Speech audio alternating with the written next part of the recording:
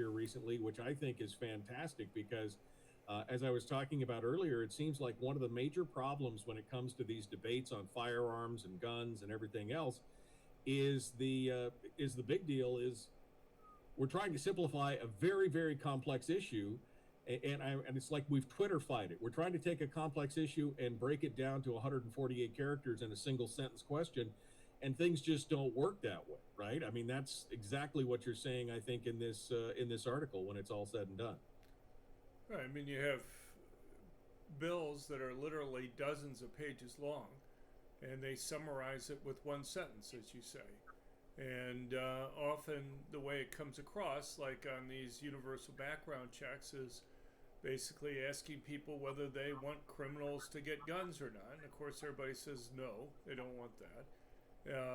And so, but the devils are in the details there in terms of it has a lot of implications for how people can live their lives that they may not realize from that one sentence. So you take something like these universal background checks, which gun control people claim have 95 or 97% support from Americans. The puzzle for me has always been if it's really 95 or 97% support for that, why aren't all the states adopting this? Why, when Michael Bloomberg's groups put these initiatives on the ballot, don't they get passed? So in 2016, the last time Bloomberg's groups tried to put this on the ballot, he outspent the other side by 20-1 in Maine, got massive favorable news coverage from the news Hold media. on, we just lost And Doctor then- Lott here. We just And then you just locked up. Hold on a second, Doctor Lott. Let me re-add you back to the screen. We lost your audio for a second here, and let's try this. Let's try this one more time here, and see if we can get you back on. I see Doctor Lott now has rejoined. Let's try this. Let's try this one more time. Good morning, Doctor. how are you doing? Good. Okay. All right. I'm sorry. I apologize. We lost your connection there for a second on the audio side. So, continuing your discussion, this is the problem that they're trying to take it, nail it down to a single question when it's much more complicated. And then they use those as the talking points after, of course, nobody wants criminals to get guns. Nobody wants bad people to do bad things, but they don't think about it beyond that initial first question. Right. So, you take something like these background checks on private transfers of guns. The last time Bloomberg's groups tried to put these on the ballot was 2016. In Maine, Bloomberg outspent the other side by 20-1, and got massive favorable news coverage, and yet they lost by 4 percentage points. Well, if you're outspending the other side 20-1, and it's really true that you have 95% support for it, how can you lose a vote like that? Had something similar happen in Nevada when they put it on. And so it's not too surprising that they haven't tried to put initiatives on the ballot again after that. And so it raises questions about what these surveys are actually showing. So what we did, we hired McLaughlin and Associates, the Crime Prevention Research Center did. And we asked the question that you see asked in Gallup and other places, and that is, do you support background checks on all gun sales and transfers? And when we asked the question, about 86% said yes, only 11% said no. All demographic group breakdowns that you could look at said that they thought this was a great idea. Strong support was 70% to only 5% strongly against it. The thing is, then we asked a couple follow-up questions that kind of got into the details that I think are missed in that simple one-sentence summary, as you're referring to it. And we asked, one question was, these are called universal background checks. Let's say a woman friend of yours calls you up on a Saturday night telling you that her ex is threatening her and wondering if she can temporarily borrow your gun until she has a chance to go and buy one herself. And you know she's well trained. You know that she has no criminal record. But if you lend her your gun, you will be committing a felony. Does this change your decision whether or not to support this law or not? And you go from having overwhelming support to people actually being somewhat slightly against this law by 44 to 42. We asked another question, follow-up question. Let's say a scout troop is going to have its annual skeet shooting merit badge. This scoutmaster asks if he can temporarily borrow one of your shotguns so that the troop can use it. Well, if you lend him your gun, you'll be committing a felony. Does that change your opinion of whether you support or oppose the law? And then by about 45 to 42%, people oppose the law. So, you can see how just some minor additional information there can radically change people's opinion. It just shows you how unreliable these surveys are. But you're right. These surveys like that are used constantly. I've testified recently in a few state legislatures around the country on these laws. And these surveys are constantly put forward. And it's just not for that. We also did something with regard to red flag laws. The way the questions are asked for red flag laws are, do you support a judge being able to temporarily take away a person's guns if they are a danger to themselves or others?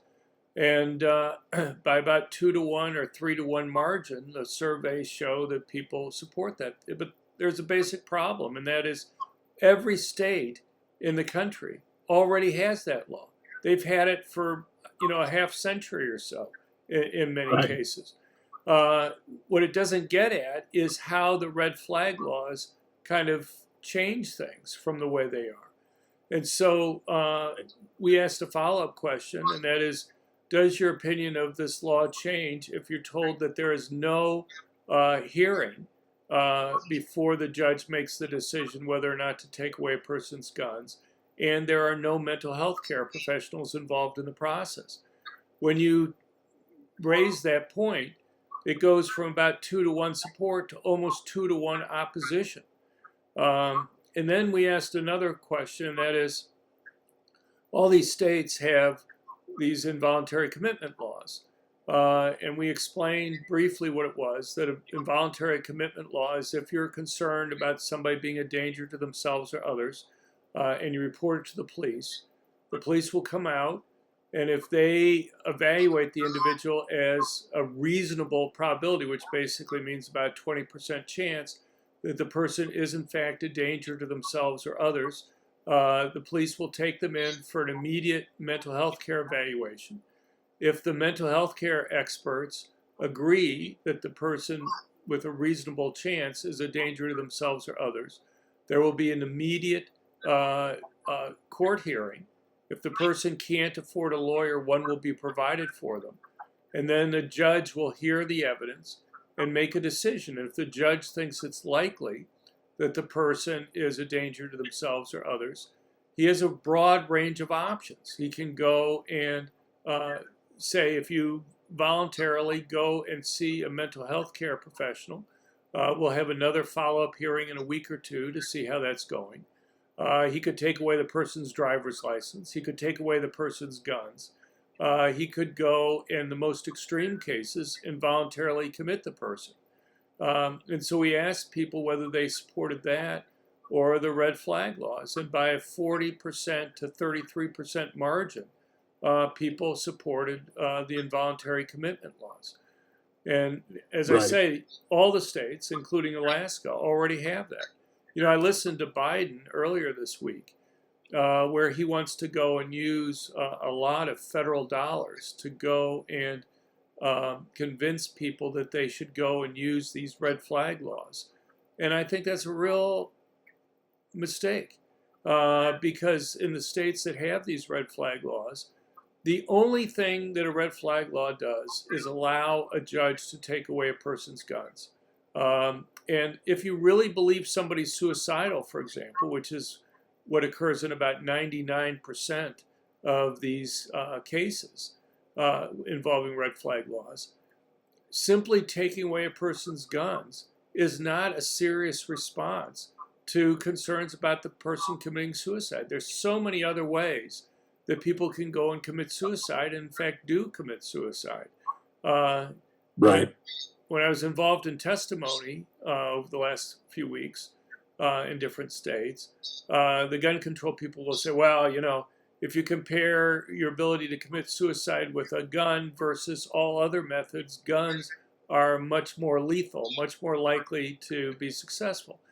And that's true if you lump everything else together, but that's really misleading because there's some things like taking sleeping pills or cutting one's wrists, which rarely work, but I think it's mainly because people don't want them to work. But you know, you take 5 sleeping pills, that's not going to work. But there are lots of methods that are just as lethal.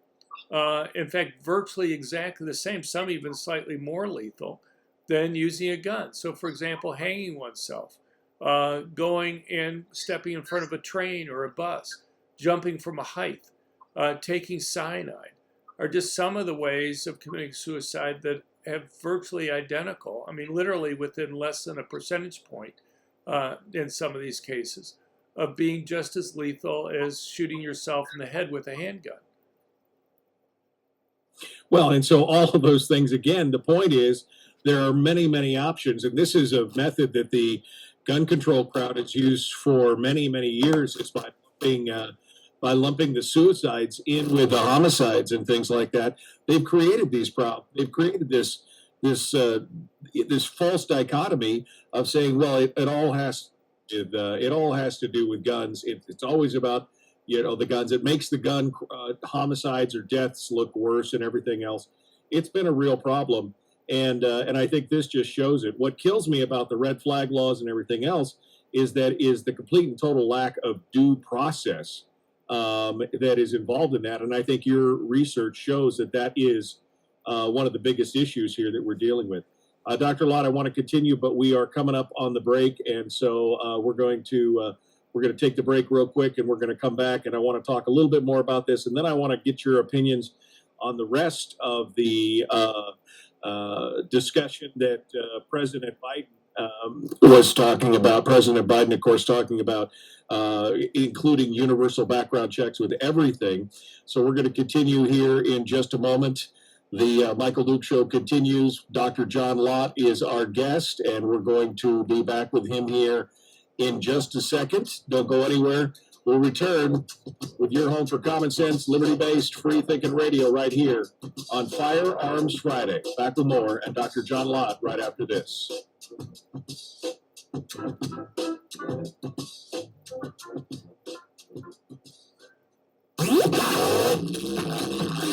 Our light, our guide, and our trusted friend.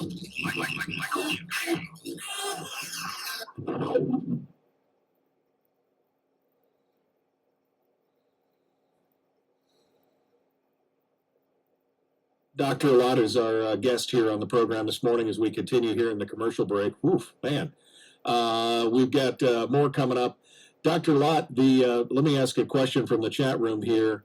Anthony asked the question, the anti-gun crowd loves usage of survey data and statistics. It's just collecting aggregate data with a bias and can be entirely manipulated to lean one way or the other in the end, so they can point and say, see, 92% of people think the way that they do.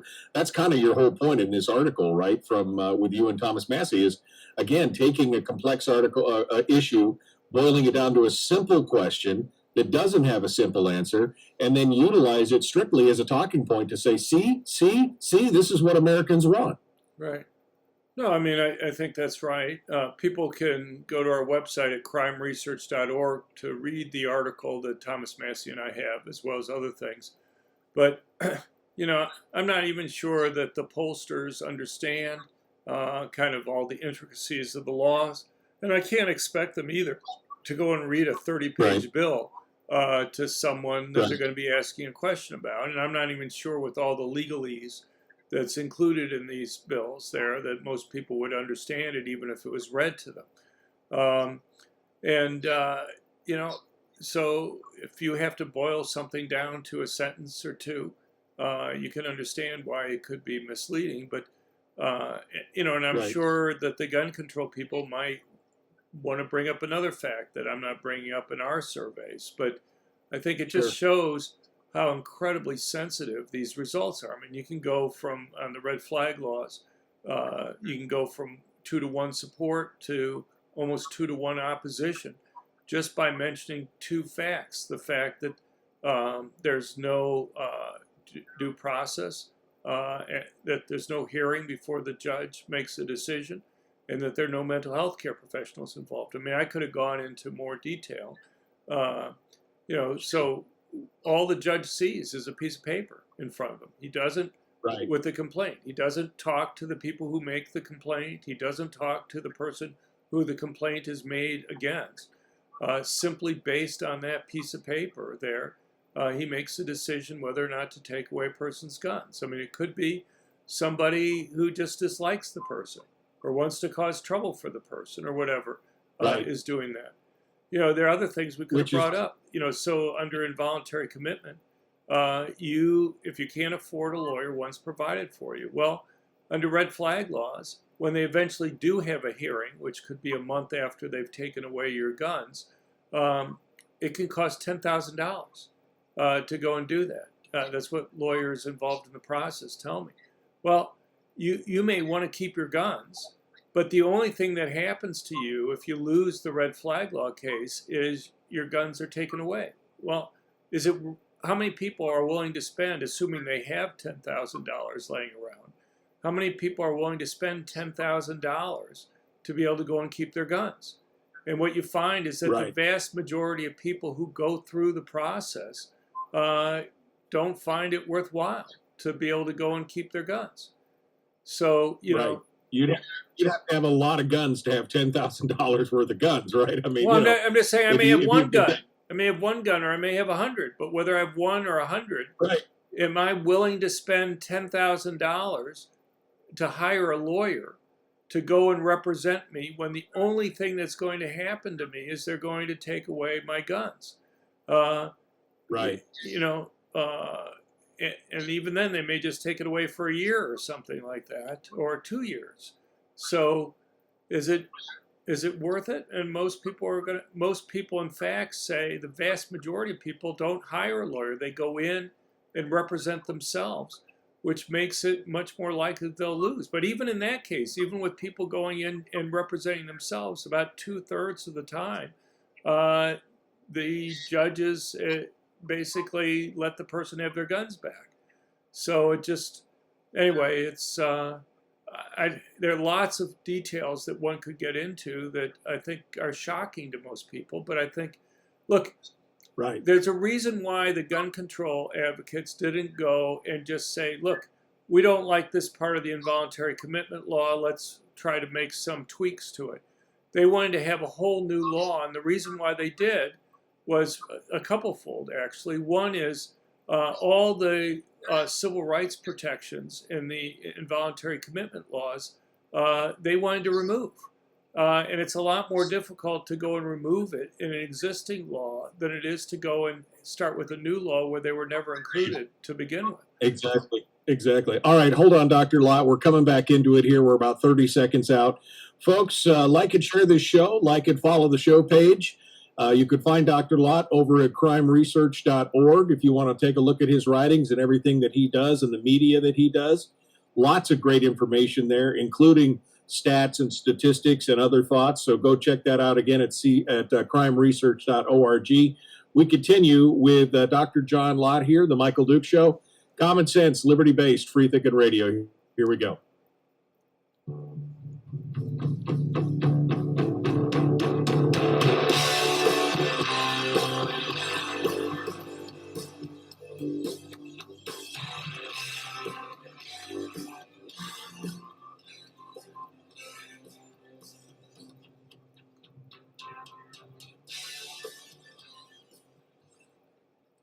All right, we are continuing now with Dr. John Lott from the Crime Prevention Research Center.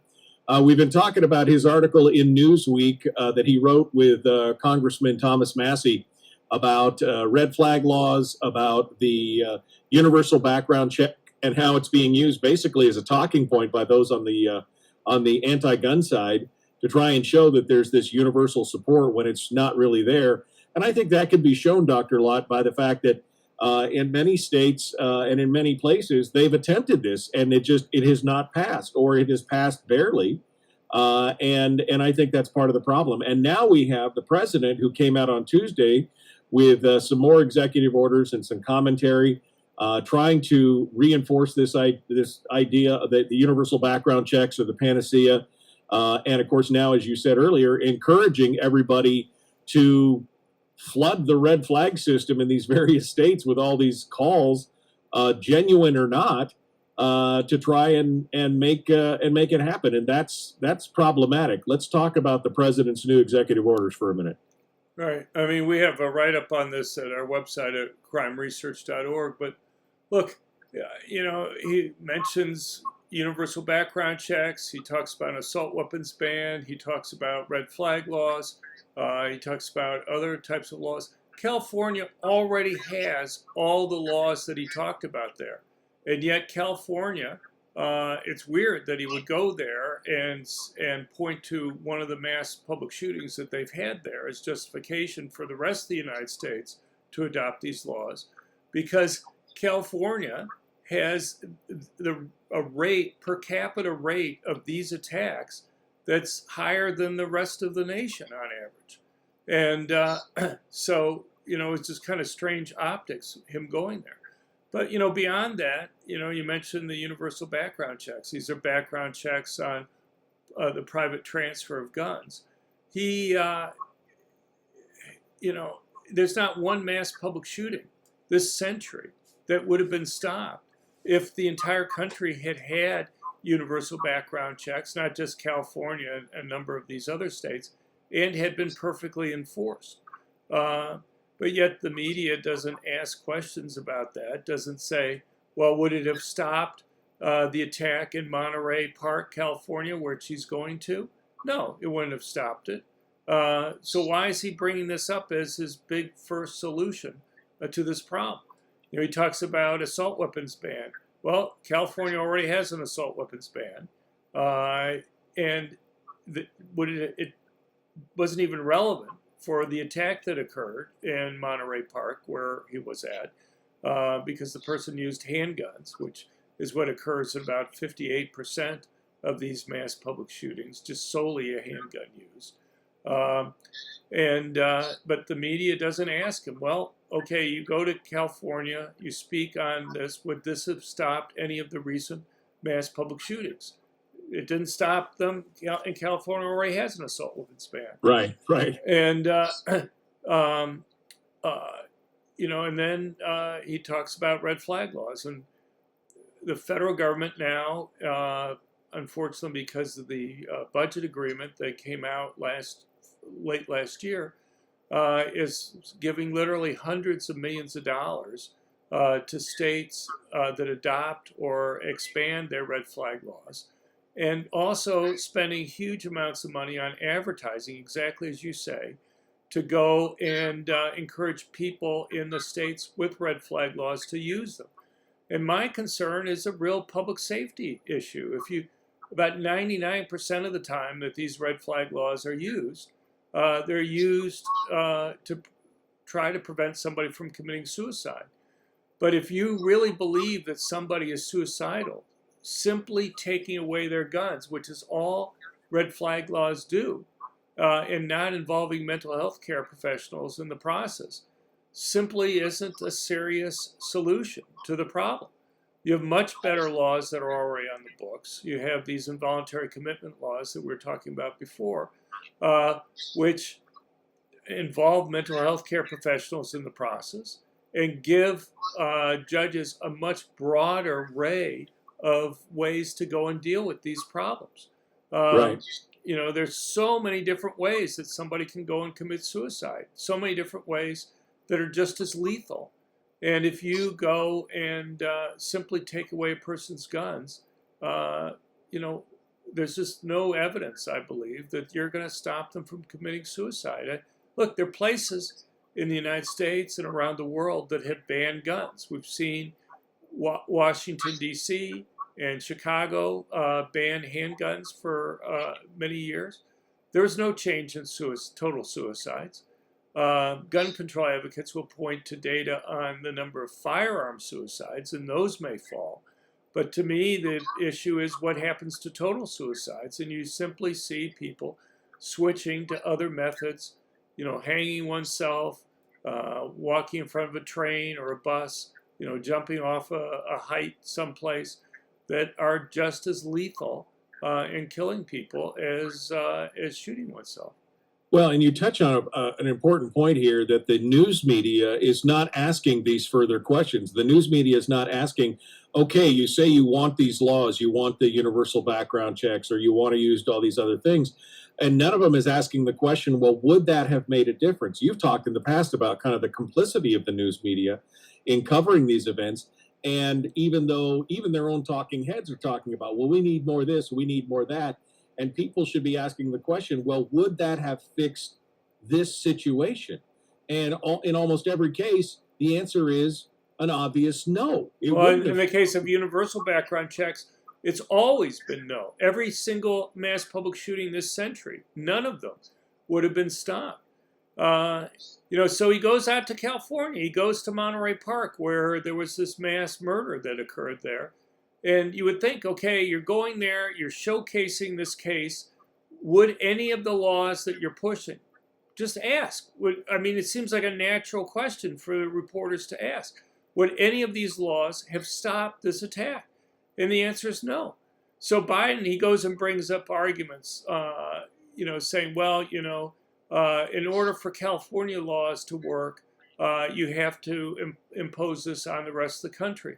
Well, an obvious question then is, did the guy get his guns from another state then? Is that the reason why you're saying you have to have these laws in another state? And the answer is no. He got his guns in California. He bought them legally in California. All these mass public shootings this year in California, in fact, virtually all the mass public shootings except for 2 over the last 25 years, the murderers obtained the guns in the state where the attack occurred. You have one exception in Washington, D.C., where the person had obtained a shotgun in Virginia, where he lived. You had another case a couple decades ago where somebody got a gun in a different state. But, it's not, you just would think somebody would ask one of those questions that you're pointing out, and the media refuses to ask them. Dr. John Lott is our guest, the author of the book, Gun Control Myths, The War on Guns, More Guns, Less Crime. He's the president of the Crime Prevention Research Center. He's got this latest article out with Thomas Massey on Newsmax. I'll post a link to that in the chat room. Dr. Lott, thanks for coming in and joining us this morning. We appreciate it. If you hold the line for just 1 second, sure, Michael. I just say people can find all the articles and everything we're talking about more easily at our website at crimeresearch.org, crimeresearch.org. All right. Well, I appreciate that. We continue with more. We got open line, open forum continuing right after this, gun Q&A. And we will talk more about this in just a moment. The Michael Duke Show, Common Sense Radio. Be kind. Love one another. Live well. We'll see you in hour 2.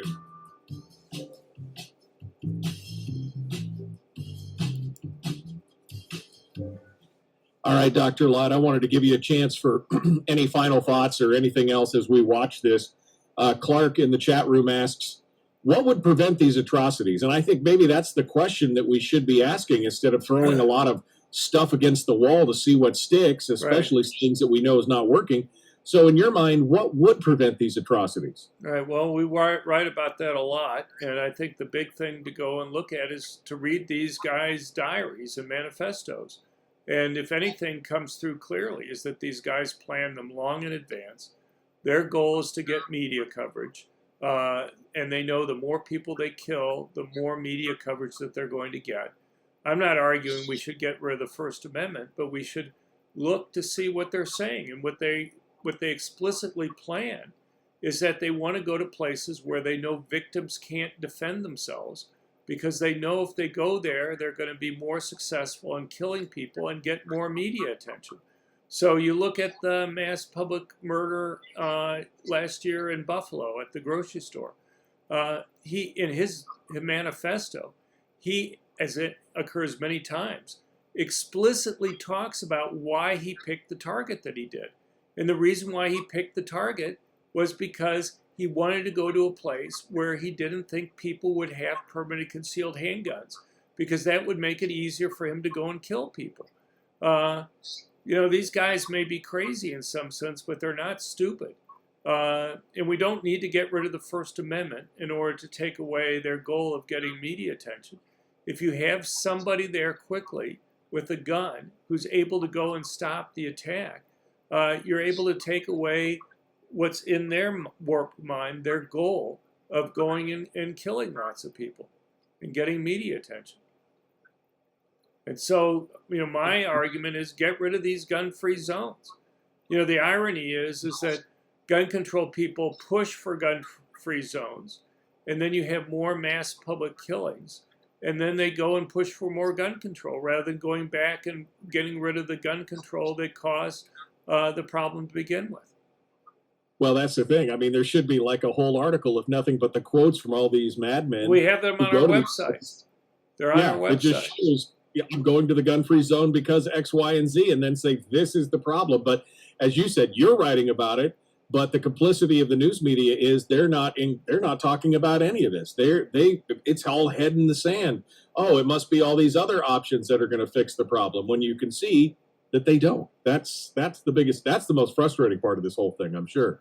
Well, there are many frustrating parts. I'll give you another example, and that is the media reports on these guys' manifestos. I mean, I don't know how many times the New York Times over the last year has talked about the Buffalo mass murderers manifesto there, and that he's a racist and what have you, and that they call him a conservative right-winger.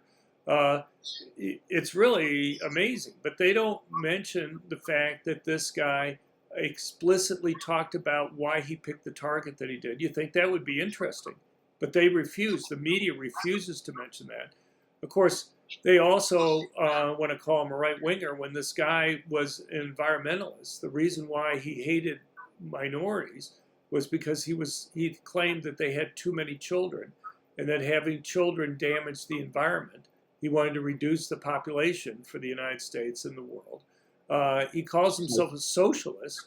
So, I mean, I don't know how many conservatives that Michael, who are advocating that people don't have kids and getting upset with people who have children and who call themselves a socialist.